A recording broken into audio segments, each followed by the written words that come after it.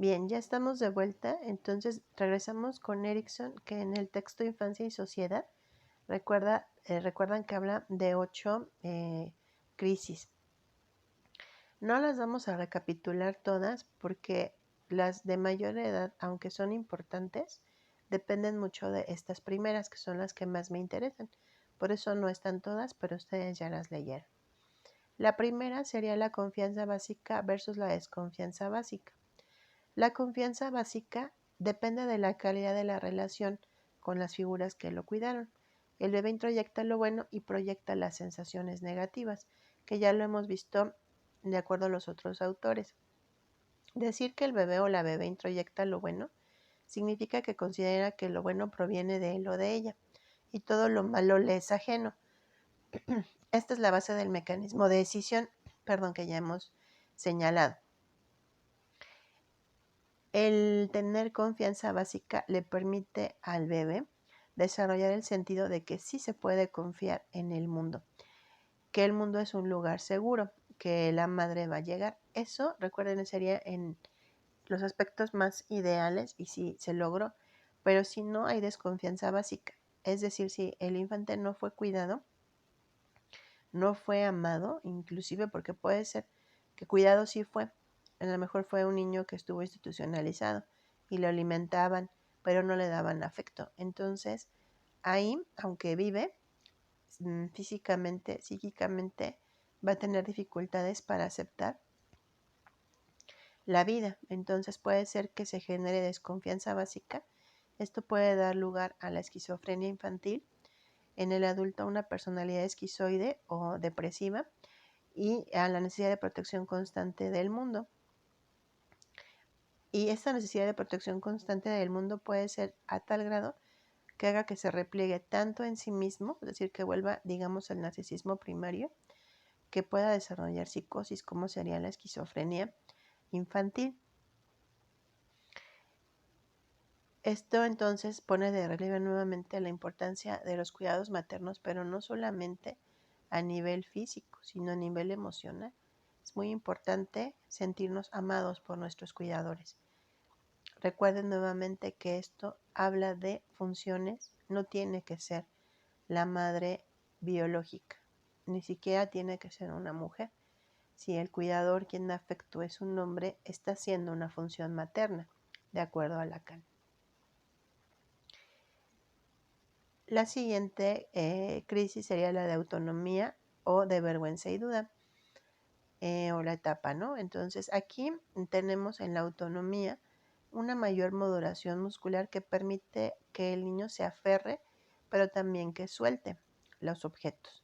Esto psicológicamente hablando va a dar también lugar a aferrarse a lo bueno, soltar lo negativo.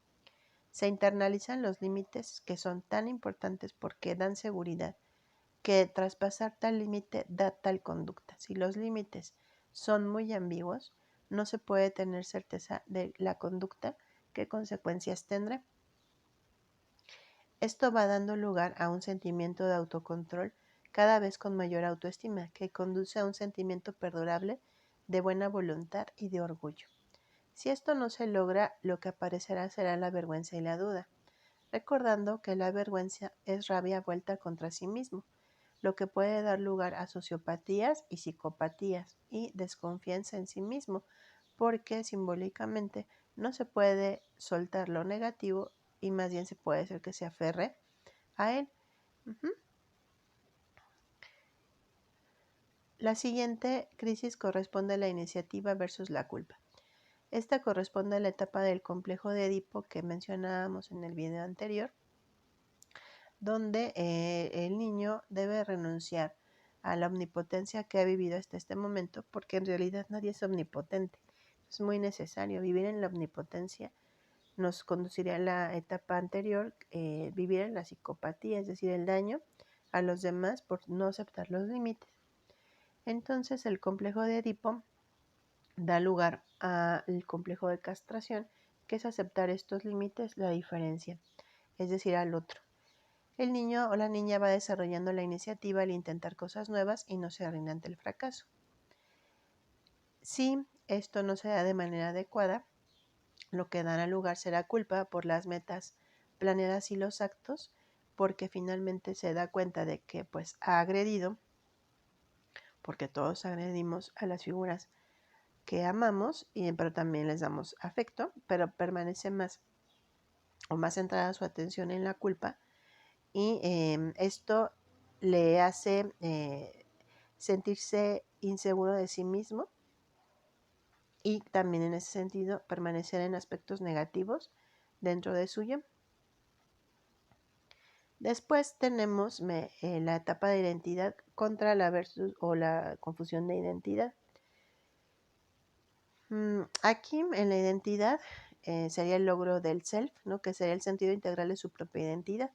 Quién es, qué le gusta, identificarse como alguien distinto de los demás, pero que esta identidad es coherente y personalmente aceptable, es decir, ser como la persona quiere ser. Pero si no se logra hay una confusión de identidad, es decir, una confusión del rol, difusión de papeles, donde puede estar fungiendo como una figura parental cuando no le corresponde, o no distinguir adecuadamente lo que esta persona quiere de lo que a lo mejor sus pares desean que haga. Puede entonces cometerse actos delictivos. En sus formas más graves, esta confusión de identidad puede dar lugar a la psicosis de no saber quién es él ni lo que quiere en la vida. Una problemática de este tipo la vimos en la película del Cisne Negro, si ya la vieron, si tienen oportunidad de verla, que se ve ya, digamos, ya no está en la etapa de la adolescencia Nina, como cronológicamente hablando, pero sí lo está en el sentido de no poder distinguir ella verdaderamente lo que quiere y lo que desea, estando muy sujeta al deseo materno de que fuera una gran bailarina, puesto que la madre no lo pudo realizar. En su forma más grave, en la película del Cisne Negro, esta confusión de identidad le hace llegar a la psicosis, donde ella ya deja de ser Nina, el cisne blanco, y se vuelve Nina, el cisne negro. Pero el cisne negro literal, ¿no? O sea, se está teniendo inclusive una transformación corporal hacia un cisne. Sería una forma muy grave, ¿no? De la confusión de la identidad. Hay más crisis, pero esas eran las que me interesaran para poder revisarlas en las relaciones objetales.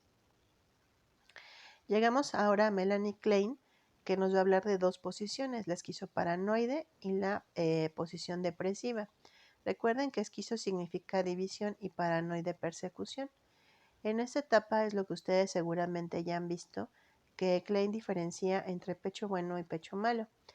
Que el pecho bueno serían, digamos, en términos muy simples, las experiencias de satisfacción y el pecho malo las experiencias de frustración. Cuando se tiene la frustración, la agresión es dirigida al pecho y cuerpo maternos. Esto, por esta división entre pecho bueno y pecho malo, o lo bueno y lo malo, en la fase paranoide de la posición, esta agresión que se dirigió hacia la figura de la madre en esta división da lugar a temores de ser atacado, destruido, vaciado y controlado de la misma forma. Estas posiciones no se piensan cronológicamente, las podemos experimentar los seres humanos en cualquier edad de nuestra vida, cuando tenemos estos temores. Si permanecen de manera más constante, son la etiología desde Melanie Klein de la paranoia que actualmente conocemos como trastorno de ideas delirantes y de la esquizofrenia. Las defensas de esta posición esquizoparanoide son la escisión, es decir, la división entre lo bueno y lo malo, o la ideología todo bueno, todo malo, la proyección de lo malo y la introyección de lo bueno, para mantener lejos a los objetos buenos de los malos y así poderlos controlar. En la posición depresiva, aquí por eso les puse, ya se da una integración. El bebé o la bebé se percatan que aquello que querían destruir pues es lo mismo, o es el mismo origen de lo bueno, que es la figura materna. Entonces ya hay una integración del pecho bueno y pecho malo, dando lugar a la experiencia ya no de la escisión, sino de la ambivalencia, es decir, de la misma persona viene la frustración, de la misma persona viene la satisfacción, de la misma persona, perdón, viene el amor. Entonces se da un temor a destruir el objeto bueno, porque se ha integrado lo bueno con lo malo, existen sentimientos de culpa y temor a la pérdida del objeto amado porque se le agredió en su momento de manera muy intensa, con mordidas, con rasguños, con rechazo, por lo cual se da entonces los deseos de repararlo. Entonces esta posición es más integradora, más propia de estructuras psicológicas más evolucionadas como serían las estructuras neuróticas. Y finalmente llegamos a lo que me interesa mucho revisar, que ya esperando integrar todo lo anterior con esto, corresponde a lo que sintetiza Otto Kemper. Entonces, en la fase de autismo normal, bueno, recuerden que Kemper está siguiendo a Mahler. La relación objetal se conoce como autística, que corresponde al narcisismo primario, que ya revisamos en el video anterior, es decir, donde lo más importante soy yo, pero este yo todavía no está bien diferenciado del no yo o del objeto. La defensa es la decisión entre lo bueno y lo malo. El tipo de angustia que se va a dar aquí es de fragmentación, aniquilamiento o destrucción. Fragmentación porque recuerden que en esta etapa, psíquicamente hablando, ni siquiera hay un control motor del yo, o sea, el bebé tiene movimientos hacia todos lados, no puede establecer el lenguaje, hay desorganización, pero también reconoce que hay mucha dependencia. Entonces, dependencia en el sentido de que requiere a alguien que lo cuide, pero no reconoce, corrijo aquí, no reconoce la dependencia porque reconocer la dependencia implica que hay algo que no soy yo, pero más bien reconoce la vulnerabilidad, creo que esa es la palabra más correcta que quería decirles. Entonces el miedo es a morir. Piensen ustedes, siempre ejemplifico esto cuando se los comento, que, bueno, ahorita si ustedes tienen hambre, ustedes esa hambre que se siente en el estómago como dolor y que a lo mejor emocionalmente se significa como inquietud, ustedes la pueden representar con la palabra hambre. Pero cuando uno es bebé no tiene el acceso al lenguaje ni cognitivamente para identificar la experiencia como hambre, entonces se siente con mucho dolor. Pero uno no puede dimensionar cuándo se va a terminar eso, porque no puedes quitarte el hambre por ti mismo. Es decir, ahorita, bueno, pues tengo hambre, voy por unas papas o me como una manzana o algo voy a comer y eso es algo para satisfacer la necesidad. En este caso el bebé o la bebé tiene que esperar hasta que alguien le quite el hambre.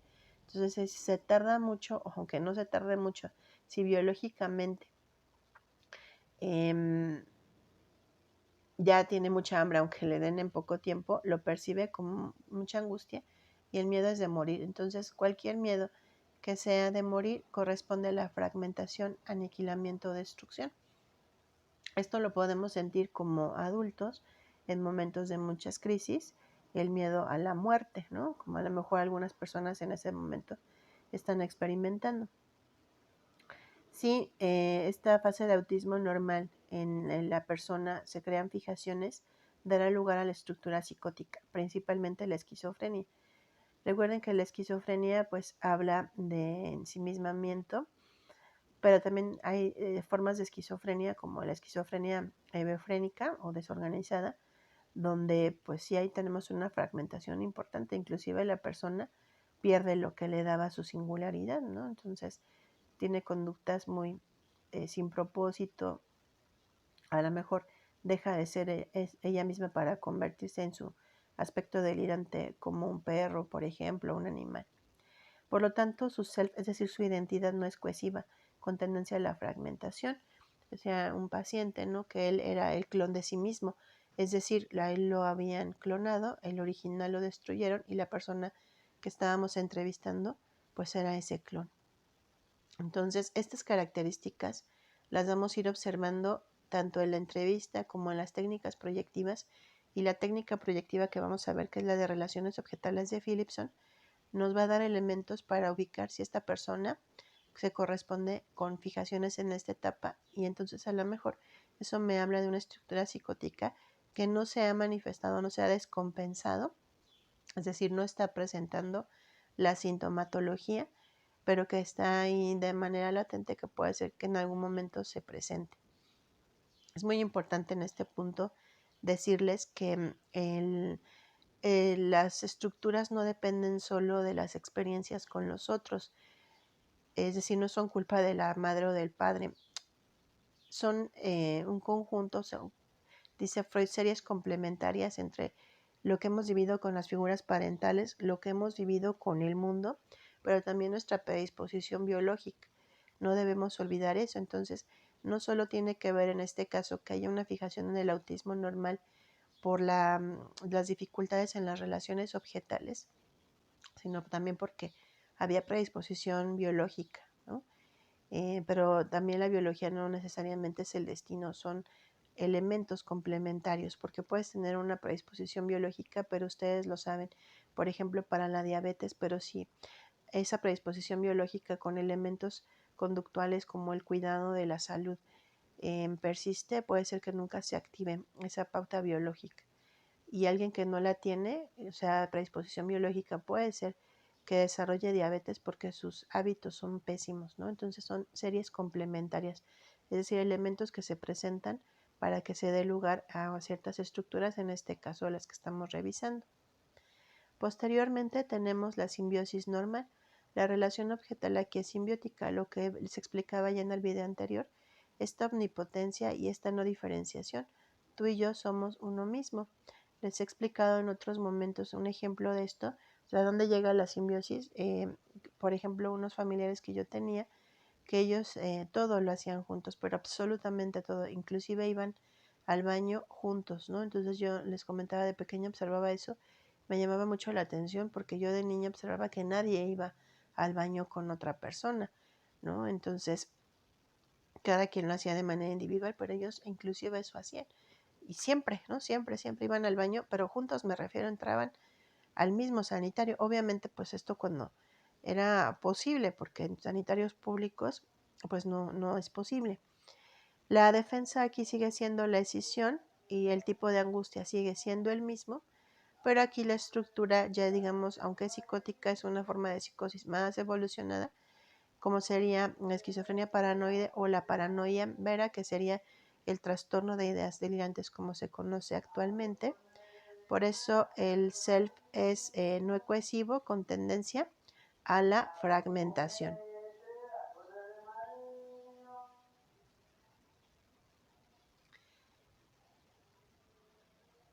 Después tenemos la etapa de separación e individuación, con lo que ya explicamos anteriormente, donde el de poder decir que no, el poder también desplazarte, da lugar a esta separación e individuación. Aquí la relación objetal ya es analítica porque se reconoce la diferencia entre el yo y el no yo, entonces que tengo que hacer cosas para que el otro no me deje. En ese sentido hay reciprocidad. La defensa sigue siendo la escisión, sin embargo ya la angustia es de separación, es decir, que la otra persona se aleje de mí. Aquí las estructuras que tienen esas características son las borderline, y lo que vamos a tener como característica del self es la difusión de identidad. Estas personas, digamos, en esta situación de tanta dependencia, puede ser que sean como el otro quiere que sean para que no los dejen. Además, no pueden controlar sus emociones, tienen mucha predisposición a la agresividad, a la angustia, a la depresión, no pueden regular sus emociones y necesitan que el otro esté permanentemente ayudándoles a controlar sus emociones, por lo cual si el otro no está disponible, reaccionan con mucho enojo. Entonces, estas serían las características de la etapa de separación-individuación. En esta etapa tenemos, de acuerdo a Otto Kemper, la organización límite o border alta y la baja. En la organización límite alta, que correspondería a borderline de tipo dependiente, de tipo histriónico, hay un superior menos integrado, pero muy punitivo, que se rige por valores como qué es el quién tiene más poder, quién tiene más belleza, quién tiene más dinero. Se consideran valores superióricos de bajo nivel porque no constituyen un lazo social al servicio de todos como serían los valores morales de más alto nivel, que sería la bondad, la justicia, el amor, la lealtad, el beneficio del cuidado de los otros. Tienen cambios de humor severos, son muy impulsivos. Sus relaciones objetales, aunque son estables y duraderas, es decir, pueden permanecer con una persona, se caracterizan por la idealización y la devaluación. Entonces, idealización cuando les satisfacen y devaluación cuando los frustran.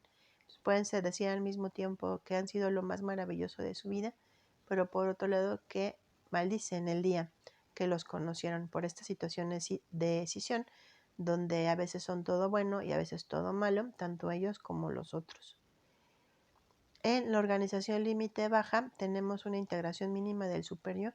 Por ejemplo, aquí entra el narcisismo maligno, la psicopatía, donde hay dificultades graves para experimentar preocupación y culpa por los otros. Pueden haber rasgos paranoides claros, impulsividad grave, incapacidad para la empatía, también el síndrome de difusión de identidad, que ya expliqué anteriormente, y la falta de neutralización de los impulsos sexuales y agresivos, lo que puede dar lugar a una gran agresividad hacia los demás. Y inclusive al asesinato en sus formas más graves, que sería, por ejemplo, en la psicopatía.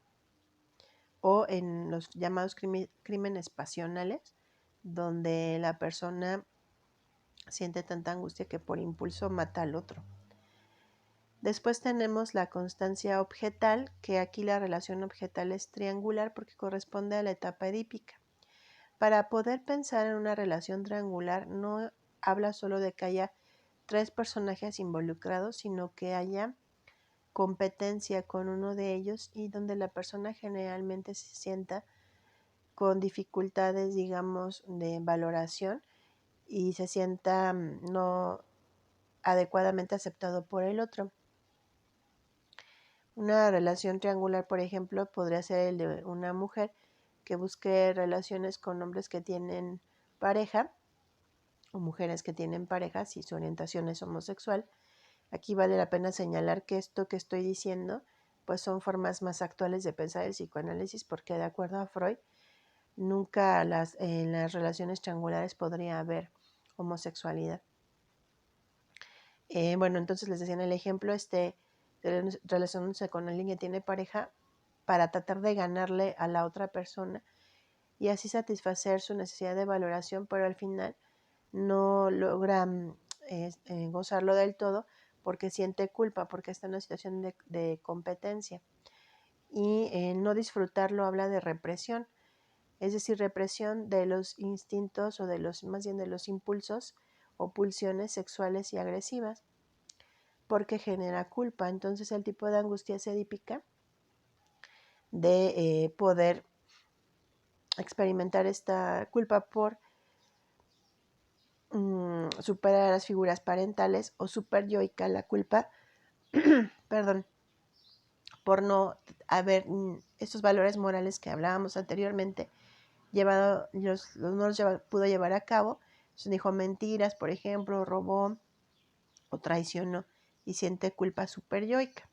La estructura que corresponde a esta etapa es la neurótica, y aquí sí tenemos una identidad más cohesiva e integrada con representaciones de objetos estables.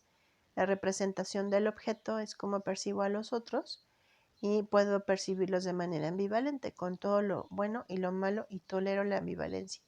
Porque no tolerar la ambivalencia también puede generar muchísima angustia.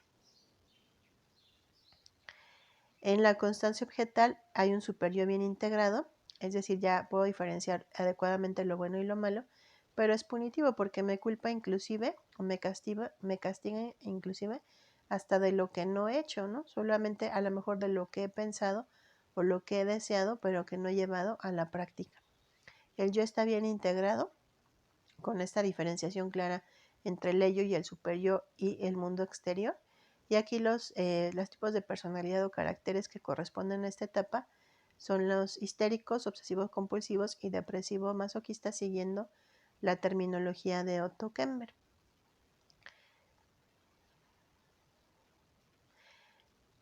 Finalmente, podemos distinguir hasta lo que hemos visto que hay 2 tipos de mecanismos de defensa de acuerdo a las estructuras que los usan. Este autor es Jean Bergeret, lo sintetiza muy bien. Tenemos los de orden psicótico, que son los que derivan de la escisión, es decir, como si metafóricamente la escisión fuera la madre y estos son sus hijos. La idealización primitiva, donde la persona es considerada todo buena. A mí me lo decía una paciente, me decía: Diana, yo creo que tú eres incapaz de cometer cualquier cosa negativa. Esta es una idealización primitiva porque todos podemos cometer, y de hecho cometemos, acciones negativas. El otro que deriva de la escisión es la omnipotencia y la devaluación, donde entonces aquí la persona es todo bueno y el otro es todo malo. Como yo soy todo bueno, pues entonces estoy en la omnipotencia y al otro lo devalúo. Y finalmente la identificación proyectiva, que consiste en que yo le voy a lanzar a la persona todo lo malo y voy a hacer que actúe en consecuencia. Un ejemplo de la identificación proyectiva sería que si yo tengo la idea de que la gente es mala, pues la voy a tratar de mala manera y a su vez la persona reaccionará tratándome mal. Entonces confirmo la idea que la gente me trata mal y que por lo tanto debo seguirla tratando mal. Entonces yo hago que esta persona confirme las ideas que yo tengo, pero en este caso la persona no se percata que quien es la causa o el origen de esto es ella misma al tratar mal a los demás. Y tenemos los mecanismos de defensa de orden neurótico, que son los que derivan de la represión. Recuerden que la represión es no darle lugar o no llevarlo a la práctica ni la sexualidad ni la agresión o ambas. Aquí tenemos como derivados la negación. Si no, yo no siento eso. La formación reactiva es hacer lo contrario. No, yo no siento odio, yo siento amor, ¿no? Entonces puede ser que trate con mucho afecto a gente que en realidad me despierta agresión. Esa es la formación reactiva. La conversión, que sería un contenido psicológico, depositarlo en el cuerpo. Entonces, como está prohibida la sexualidad, pues no tengo orgasmos, por ejemplo, se tiene anorgasmia, o tengo parálisis para no poder acercarme al objeto que me despierta el deseo sexual. Se sería la conversión, es un símbolo que está depositado en el cuerpo. La identificación, en este caso, no es proyectiva como en el caso anterior. La identificación es asimilar cosas de los demás que considero como buenas para ser amada, pero no significa que deje de ser yo, sino solo he tomado algunos elementos. La proyección, que sería no es que yo no lo ame, es que esa persona no me quiere, pero en realidad quien no siente ese afecto soy yo, pero al no poder darme chance o permiso de aceptar mi propia agresión, la proyecto y entonces son los demás quienes considero que me agreden. Pero aquí la diferencia con la identificación proyectiva es que aquí esta es solo una idea, en realidad la gente no me hace nada. En la identificación proyectiva sí me hacen, pero no me doy cuenta que yo soy el origen de eso que estoy recibiendo. Y la anulación en los neuróticos, por ejemplo en la obsesividad, se hace un acto para deshacer el anterior. Por ejemplo, si pensé que Dios es malo, la anulación sería a nivel mental pensar 5 veces Dios es bueno, con la correspondiente o el correspondiente monto de angustia por haber tenido ese pensamiento, o digamos tocar madera para anular la posibilidad de tener mala suerte. Bueno, todo esto espero que haya sido suficiente con la explicación y que ustedes también con la lectura lo puedan complementar. Lo vamos a estar rastreando ahora en la técnica de Philipson de el test de relaciones objetales para ubicar qué estructura presenta la persona con las implicaciones que esto tiene, pero también recordando que no podemos decir que porque alguien es neurótico es mejor que alguien que es psicótico, porque de acuerdo también a Jean Bergeret, aquí lo que importa es qué tan compensada está la estructura, es decir, qué tan adaptada está, de tal manera que le permite un funcionamiento en la vida aceptable, ¿no? Porque, pues, digamos óptimo, a lo mejor también es una cuestión idealizada. Entonces no es para clasificar a las personas y si esta persona pues es psicótica es menos apta que esta persona que es neurótica, no es el objetivo, sino ver en su singularidad cómo está manejando su estructura, para a lo mejor también anticipar maneras por ejemplo en el trabajo, Si va a estar sometida a mucho estrés y en lo general se ha visto que su manejo del estrés lo ha llevado a depresiones graves, a lo mejor ese trabajo no es el más conveniente, pero puede ser que se adapte a otro, o bien en ese trabajo qué ajustes se pueden hacer para que esté más adaptada a la persona. También entiendo que esto es en un mundo ideal porque no siempre sucede. Pero bueno, esto nos va a ir sirviendo para poder ubicarlo. Ya lo iremos practicando conforme veamos la prueba y espero que en ese momento les quede mucho más claro. Pero bueno, esto pues seguirlo leyendo, repasarlo, hacer sus apuntes para que lo puedan utilizar para la técnica que veremos. Bueno, hasta este momento es todo. Les agradezco su atención, les mando un abrazo y nos vemos pronto.